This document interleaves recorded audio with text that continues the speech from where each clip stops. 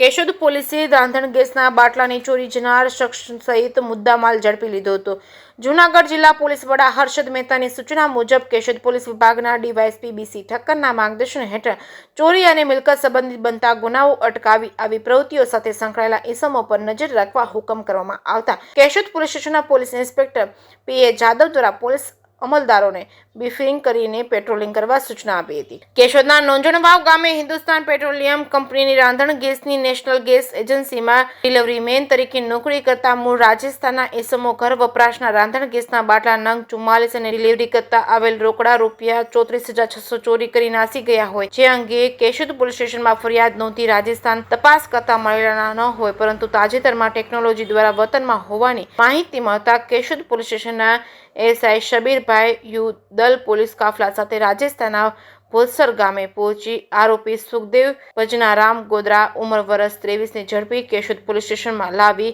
આકરી પૂછપરછ કરતા ચોરી કરેલા રાંધણ ગેસના બાટલા પાટણ ખાતે અવાવરૂ જગ્યાએ છુપાવેલા હોય ત્યાંથી રાંધણ ગેસના બાટલા નંગ 41 કિંમત રૂપિયા 1,23,000 કબજે કરી બાકીના 3 બાટલા કબજે કરવા કામગીરી હાથ ધરવામાં આવી છે। કેશોદ પોલીસ સ્ટેશનના police inspector PA Jadav, ASI Shabirbhai Yudal, police constable Diveshbhai Varu, Jaydeepsinh Sisodiya, Diveshbhai Chavda 5 મહિના પહેલા નોંધાવેલા ગુનાના ઉકેલ આપી આરોપીઓને મુદ્દામાલ સાથે ઝડપી પાડી સુંદર કામગીરી કરવા બદલ અધિકારીઓ દ્વારા અભિનંદન આપવામાં આવ્યા છે। જે કેસની ગુજરાતી સાથે રાજુ પંડ્યા, કેશોદ।